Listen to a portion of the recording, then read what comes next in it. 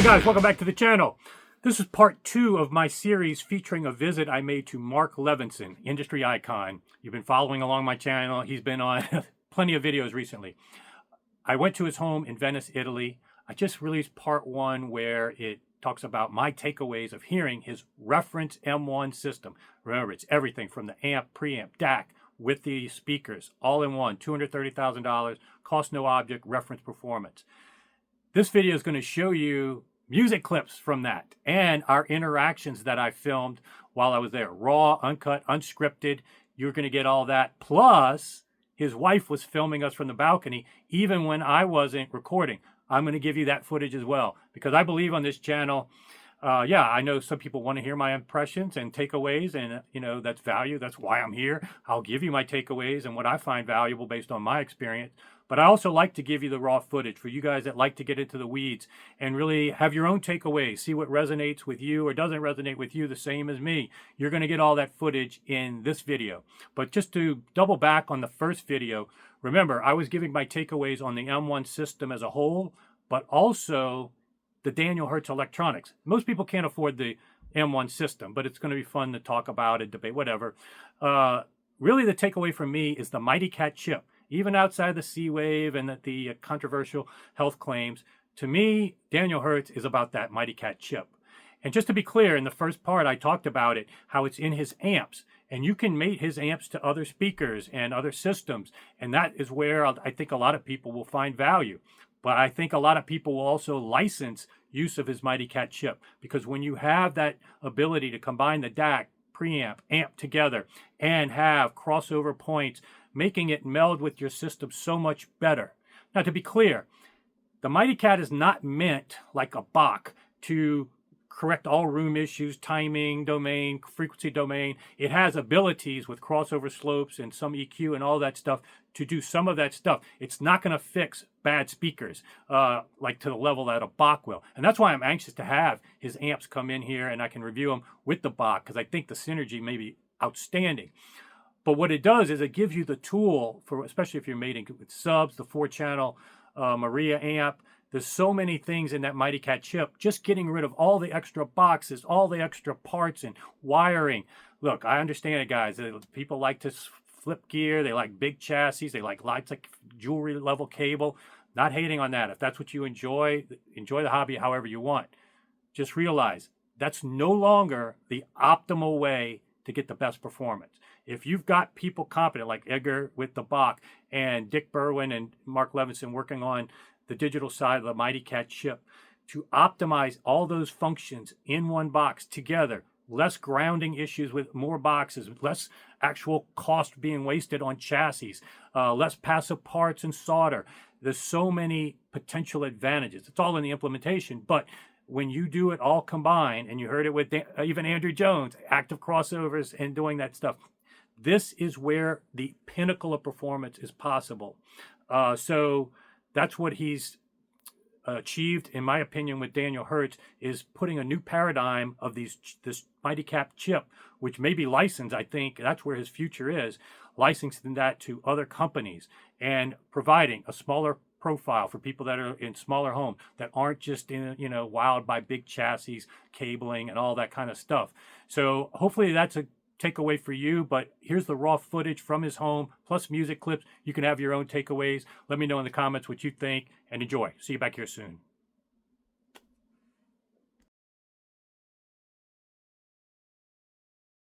Think it's going to come out of your speaker? Right. Go ahead. Show me. Show me your BMW. Show me your quad. Right. Show me your Martin Logan. Show me your $500,000 repair Magicos. Show me. It will hear. Because of lack of compression. If you can't do one drum, how can you do a jazz drum set with the saxophone and the trumpet and the piano and the bass this is just one little drum. Mm-hmm. Can't do that. And that's not even that deep. That's just a mid-range thing. And they say, oh, sorry, we can't do that. Well, how are you going to do anything else? And how much money you want me to pay for the thing? Look.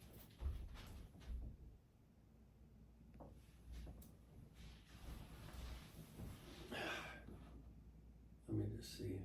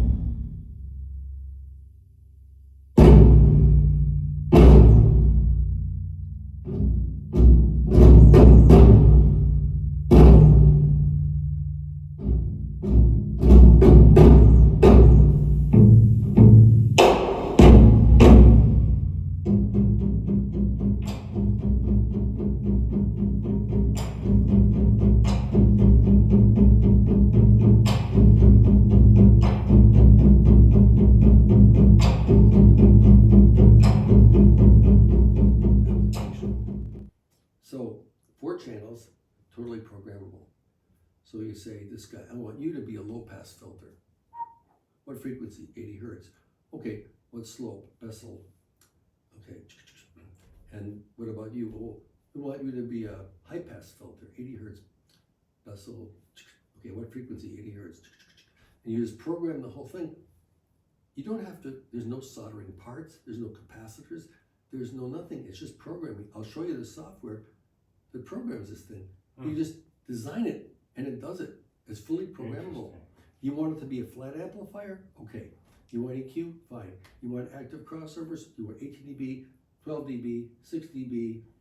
Really? You want Bessel, Butterworth, Linkwitz, Riley? What do you want in there? You can change slopes and all those different curves. That's awesome. And every single control, wow. You can calibrate. You can adjust in 0.1 dB steps. Wow. You can tune the hell out of it. How much gain do you want in the amplifier? And so forth and so on. I mean, and it has just all these tools. And our chip has C-Wave as well. So it's this little thing that does doing everything. All you have to do is have ADDs on the input so that you can run analog in. You have USB, coax, whatever you want on the I2S bus. And then the analog output of the chip goes to a module that has power supplies, regulated power supplies, by the way, regulated. That's an expensive feature.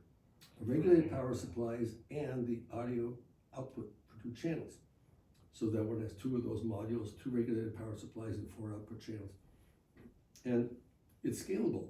What do you want? How much power do you want? 350 a channel, 1000 a channel, 50 watts a channel, whatever module you want. You put the module with the main board and you get how much power you want. So all the electronics in that thing, I mean, these 2 boards, you can replace them with a screwdriver yourself in a few minutes. Really? That's impressive. But let's say someday we came out with an improved main board for some reason. You can pop it in. A few screws, just boop, boop, boop, boop, boop, boop. It's all done.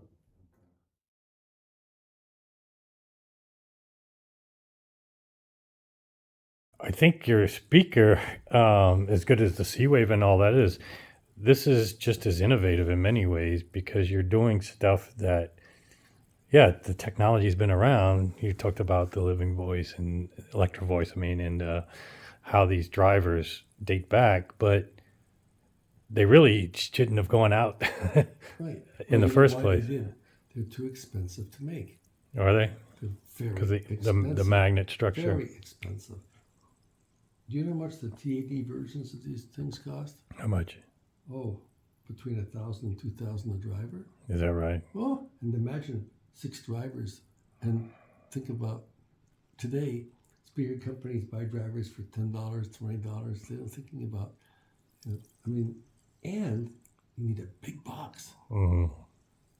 And you need this and that and that and this. And when you add it all up, it's wait a minute, So it's a 3-way system, basically, right? Yep. And then the big bass driver, what is it basically handling stuff? 80 hertz. 80 and down. Okay. And it's an 18-inch. So it's basically almost like a sub.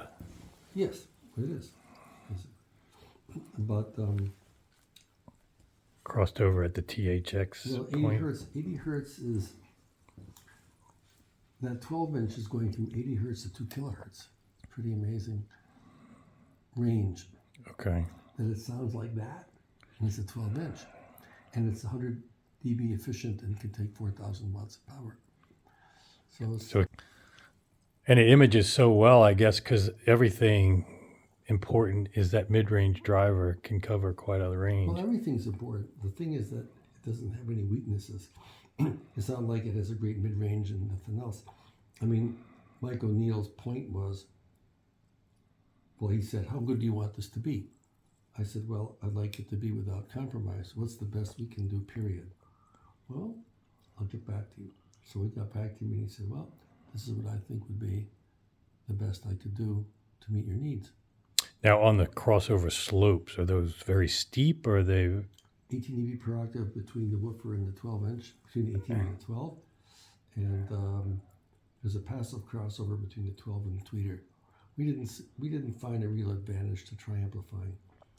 Okay. So we left it alone. It's more simple. Gotcha.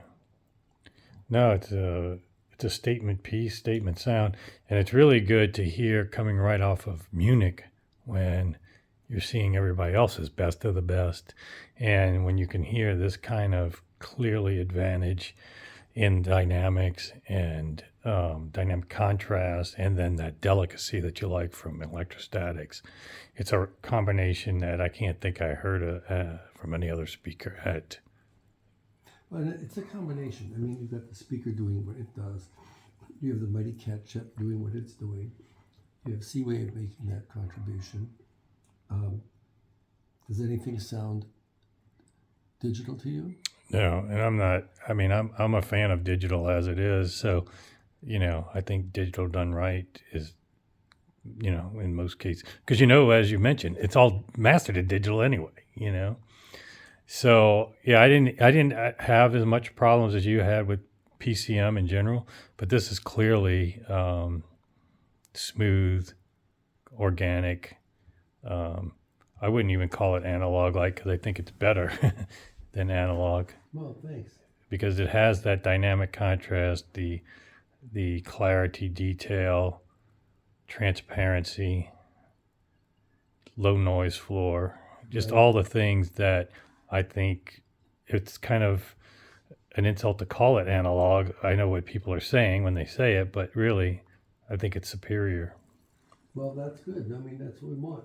I mean, that's what it's all about, is making it better. Mm-hmm. Yeah, and I mean, at these price points, a lot of times people are not getting that much better. They're getting something that's maybe still got trade-offs. And when you spend this kind of money, you don't want trade-offs. But also, remember how simple this is. We have a Mac Mini, a wireless mouse and keyboard. I mean, think about it, how simple this is. Well, in some ways, that's the only weakness of the system from the standpoint of marketing, because so many people buy with their eyes, and they want the 4 boxes that you had before. I don't tell them what to buy. So you could basically buy the speakers. You'd have to buy the. There's no passive crossover other than the mid-range to tweet, so you still need a crossover. No, what do you mean? If they don't buy the Maria, you have to. You have to with these speakers. Well, it comes with the system. We don't sell it any other way. Okay. Otherwise, it won't sound like that. I mean, this is just the way it is. Well, this just got people. They've got their D'Agostino or Boulder amps. They would want to buy something else then. Gotcha. I'm not looking to sell anything. I want to make people happy. This will make people You happy. want it done right, and you want the whole synergy. Well, you know what I want? I don't want this equipment floating around on the used market, not being appreciated. I want people to love it the way they would a musical instrument. Right. Cherish it, love it. You have it because you love it. That's all. And you're not looking to trade it and upgrade it and sell it and modify it. You just like it the way it is. And people, that's why there's no dang Hertz in the used market. Nobody wants to sell it because they're happy. Just selling stuff. It's very short-sighted. And what I want people to do is be happy. And I know if people have this sound, they will be happy. No, I can't imagine anybody not liking that. And now the Chiara did not sound like this, for sure. How could it? Yeah, exactly. How could it? Yeah. I mean, first of all, look how big it is and what it is and the price it is. Right. This is a whole new beast. Oh, definitely. Yeah, this is just a whole new.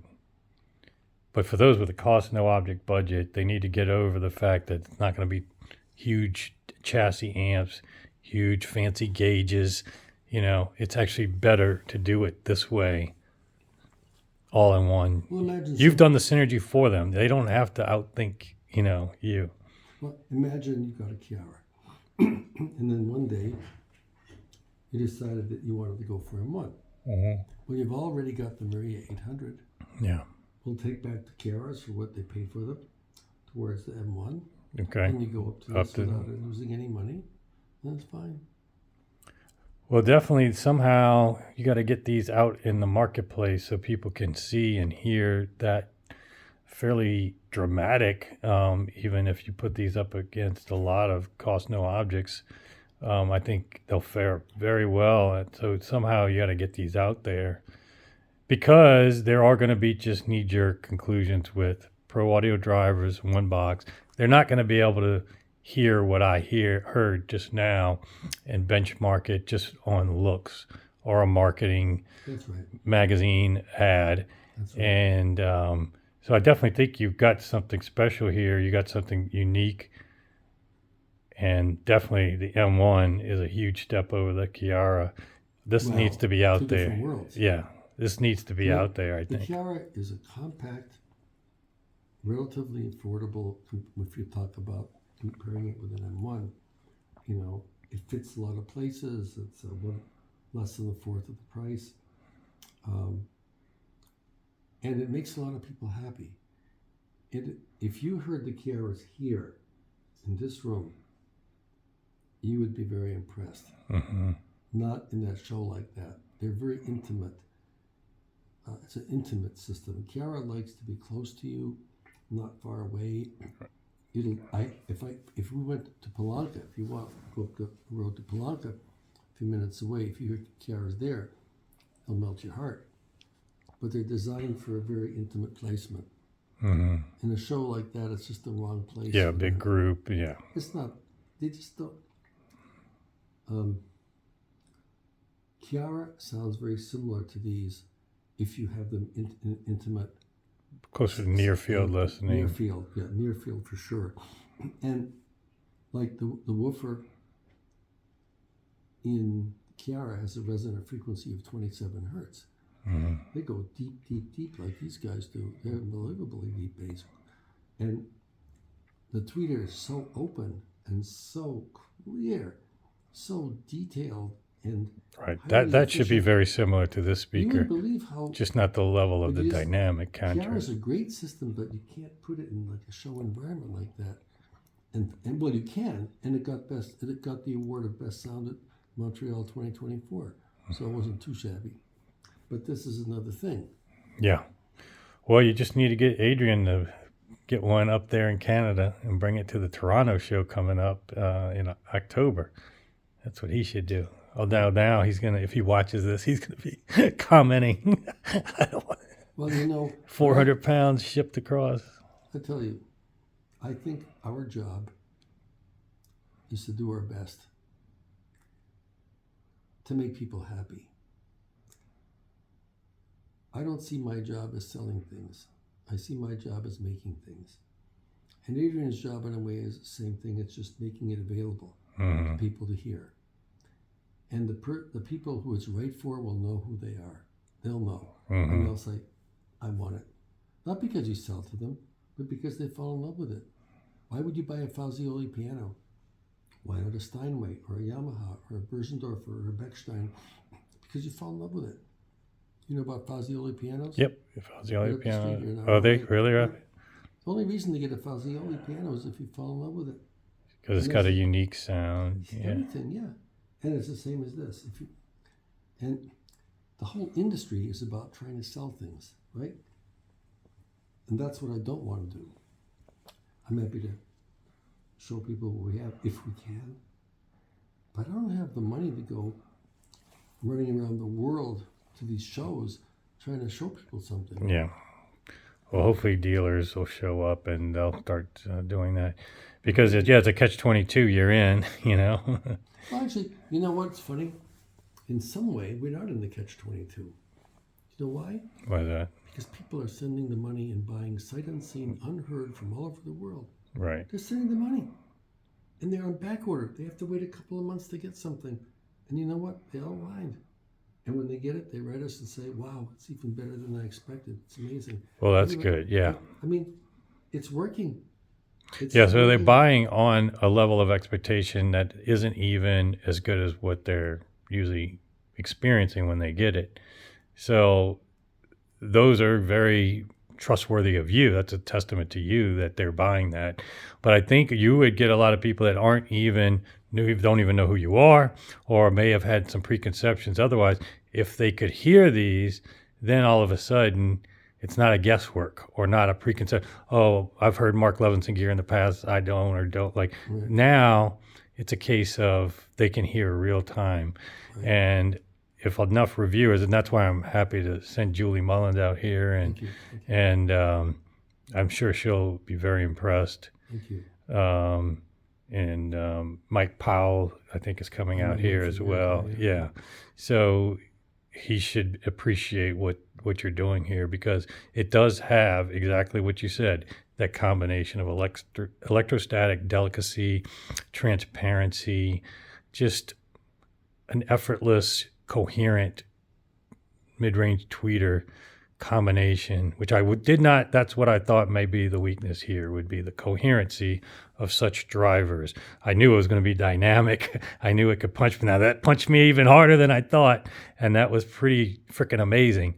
But if truth be told, that blew me away, but what blew me away even more is the coherency of this and the ability of it to image, and the sound did not stick to the speakers and the drivers, which is commonplace with these type of traditional, if they're not, crossed over right. Like you say, it takes a village, and I can see why you want to sell this as a complete system, because, yeah, one little thing here or there may turn this whole impression differently, and that's a big problem in the hobby, is people getting mix matching equipment, not knowing what they're doing, not setting it up properly, and then they never get the realization of what they paid for.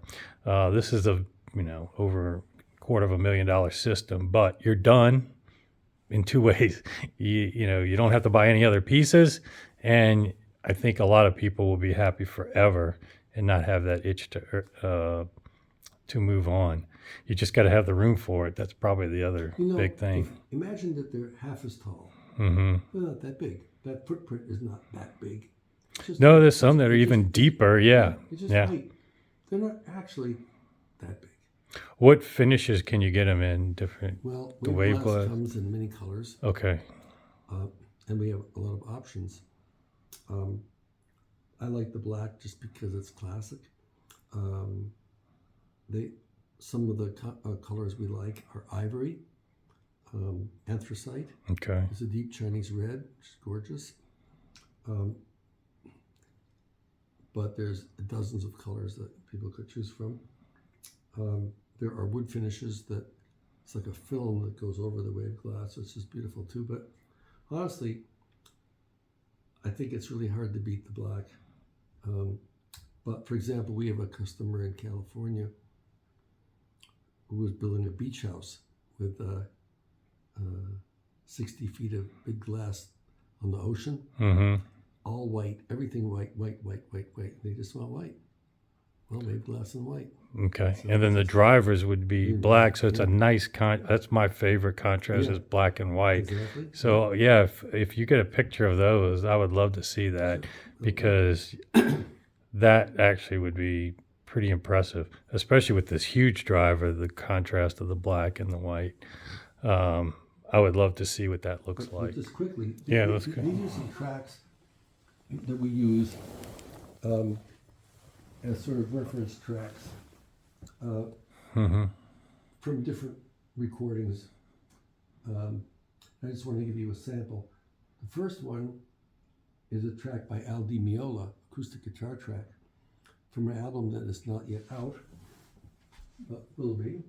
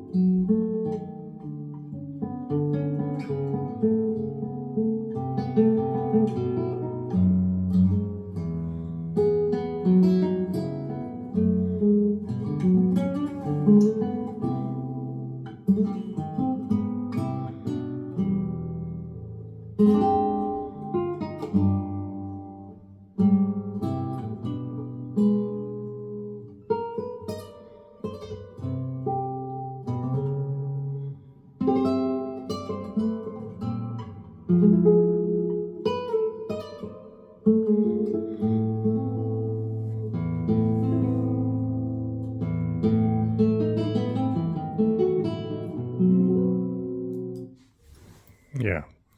It's so realistic at that volume level. That's another nice thing, is that you don't have to play it loud to wake it up. There you go. Now, this is an interesting thing because this is a masterclass track. You know the name Ben Webster? Yes. Okay, so this is Ben Webster from 1957. Okay, 57. Okay. So check this out. Like, you know, this is what you can do with masterclass software. This is masterclass here. Okay, so you can import tracks and make a masterclass version with A+ and EQ, and then basically remaster tracks the way you want them to sound. And it's for the non-technical user. Okay. And we introduced this in 2014 before we had a Maria, so my customers could have some way to have C-Wave. Per song. And or a whole album with one click. C-Wave, Masterclass is great software, but that's another story. We can talk about that later. Here.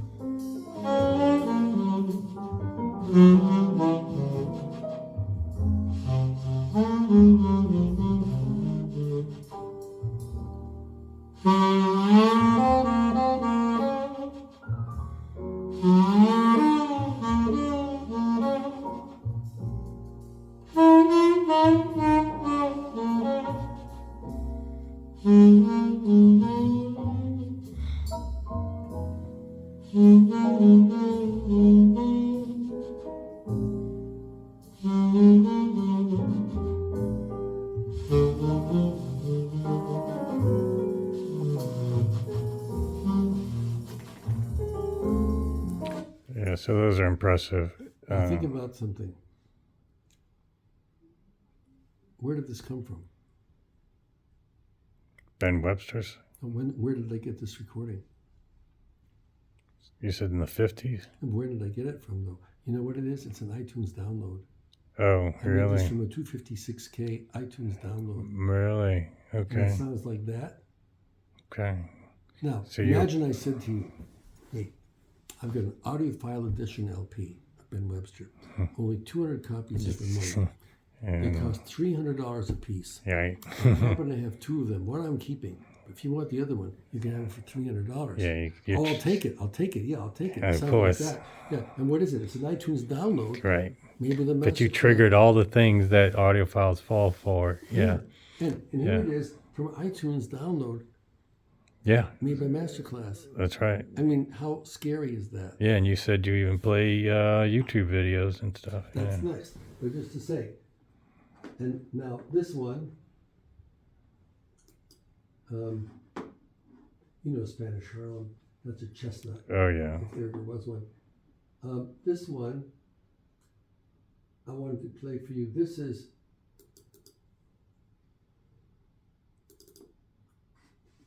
from the live recordings at Red Rose Music album that I made. You know about that?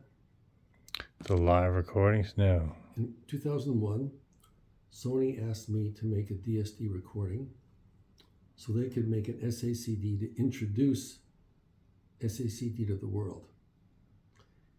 And I said, okay, but you have to give me a recording system. So they said, okay. They gave me the recording system, and I had a store in Madison Avenue, Red Rose Music Store. And at night, musicians would come in once in a while. When I had enough tracks, we put out the live recordings at Red Rose Music, SACD, and Sony used that to introduce SACD to the world. I did 45 shows at a CES to do that. And these tracks are pure. There's microphone signals to DSD. No mixing, no mastering, no nothing.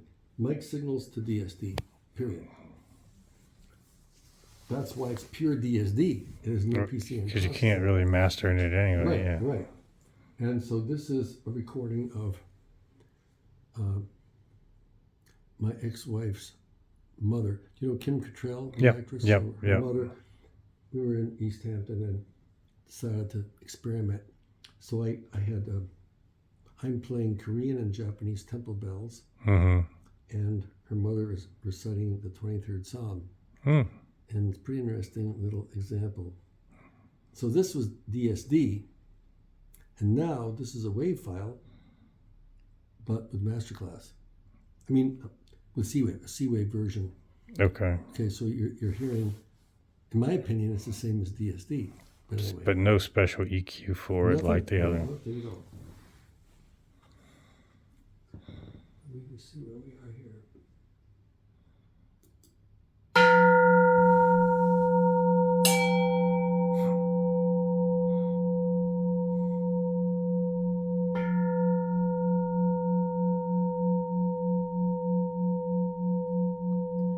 The Lord is my shepherd, I shall not want.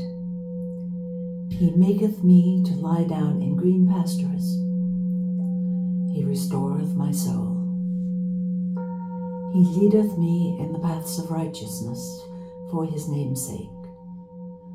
Yea, though I walk through the valley of the shadow of death, I will fear no evil, for thou art with me. Thy rod and thy staff, they comfort me.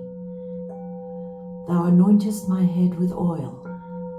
My cup runneth over. Surely goodness and mercy will follow me all the days of my life, and I will dwell in the house of the Lord forever.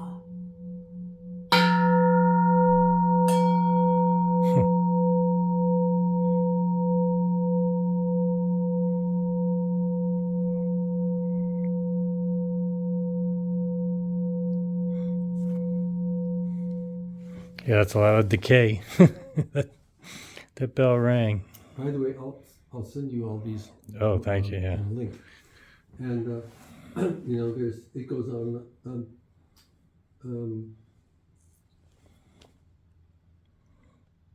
Yeah, Mark, it's already past midnight. I don't want to take you too much longer. I think let me just try to cut here. So let's just see here. Right here. So let's show you this one. Hold on.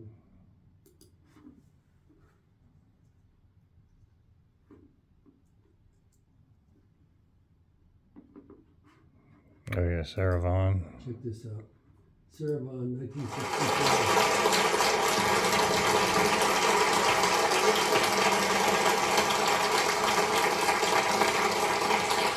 Thank you. Thank you very, very much. Ladies and gentlemen, I'm very nervous up here. I got a cold today. With TV, I got a cold. And right now I like to do a little tune that I recorded while I was over here and not in Stockholm, but while I was in Paris in '58. Can you do that? You too? Tune that was written by Earl Garner. Yeah. I do hope you enjoy this tea. I'm sorry I don't speak your language. Good.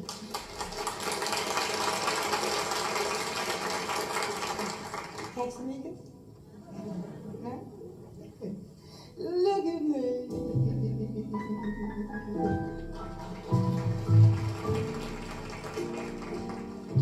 I'm as helpless as a kitten up a tree. Feel like I'm clinging to a cloud I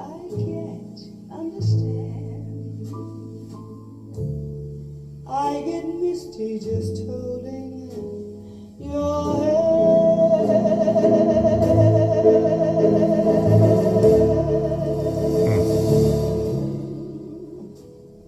Walk my way,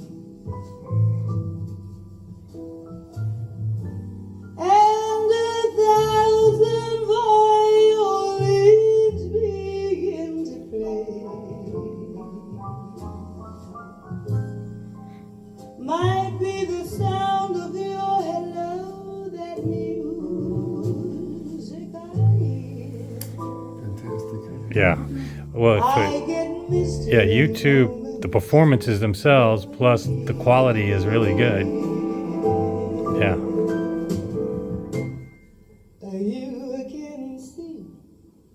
Now, what are the different lights on the Maria? Well, it tells you what input, and there's a chart in the manual.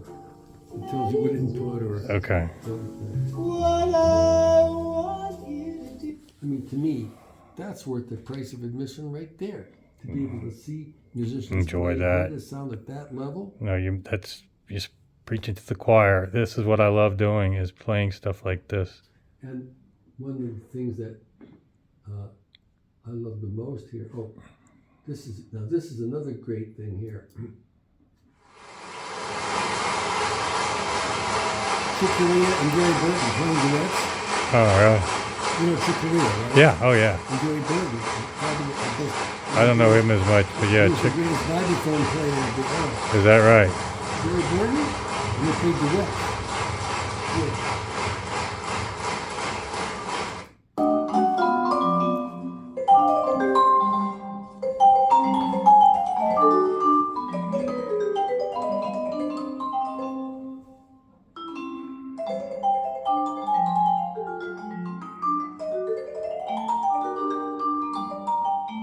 That's a cool duet. Well, they were like monsters.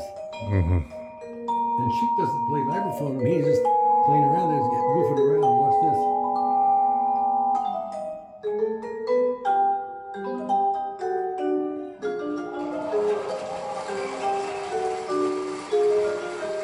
They're having fun. If you couldn't see the picture, you'd miss how much fun they're having. That's right. You're seeing the That's right. different Seeing this, things, see? if you were just staring at a wall, you don't appreciate. That's right.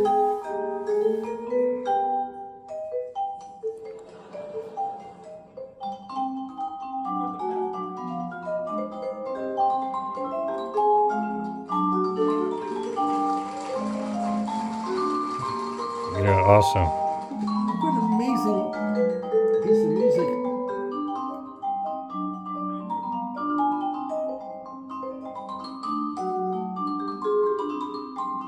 Having fun. Having Right. fun. Right? I mean, But it's also picking up all the it's like picking up all the details you expect from a higher res recording.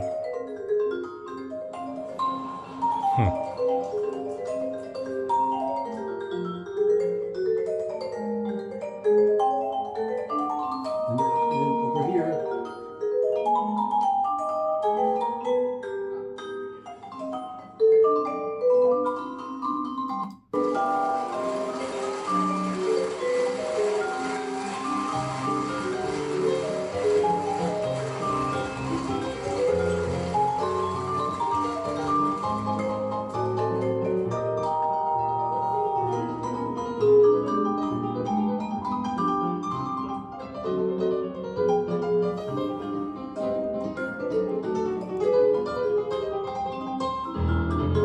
I think it's just amazing to have all play with a mouse.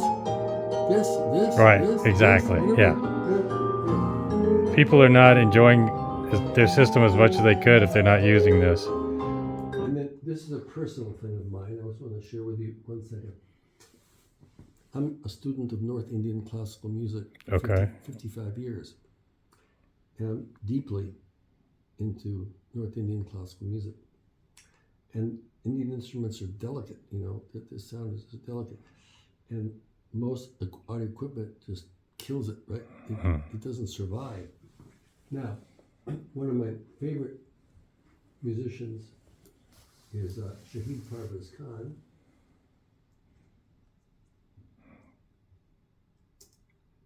I think it came up.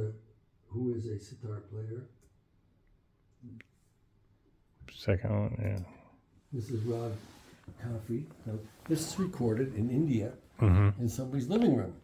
They put 2 microphones there, and then they put them on YouTube. Just in the- You can't buy it on CD. Interesting. It's not streaming anyway, except here. The only place you can hear this.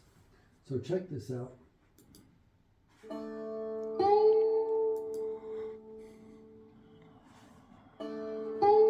Yeah.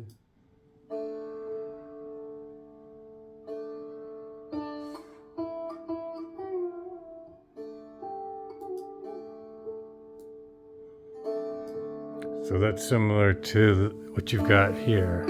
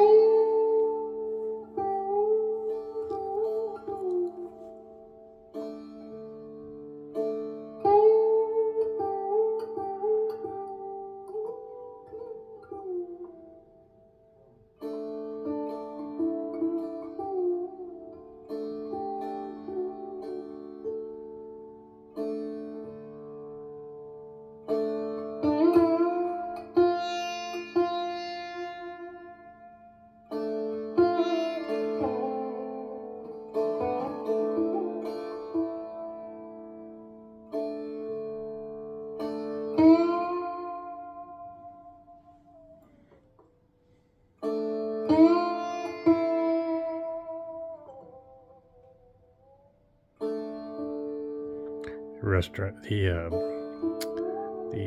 instrument has so much range. The delicacy. Yeah, very subtle nuances and decay and harmonics. So some of the other strings are vibrating. With the sympathetic strings. Yeah. Right. Only 4 main playing strings. The ones that are close at the yeah. They're just picking up the resonance and. But imagine, this is YouTube sounding like this. Right. To me, that's a miracle. Personally, I mean, Right. Well, nobody's, you know. Now, the last thing is this, is that, I just wanted to, last thing is, this is the Vienna Music Room, I just wanted to show you, because this is something that you might like to know about.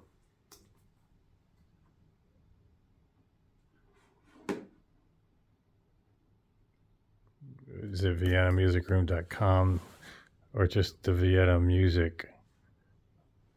That's okay. Oh, So there. this is it. That's Daniel Hertz. Yeah, that's your drive. Yeah. And then you just type in 1, 2, 3, 4. And then English. And you see the acoustic treatment in the room? Yeah. And the other ones are on the stage. Yeah. And musicians play through them. Okay. That's cool. Now, try that with high-end audio equipment. Not going to happen. Yeah, because. Not going to happen. And now here's videos. And here's Stanley Jordan. Mm,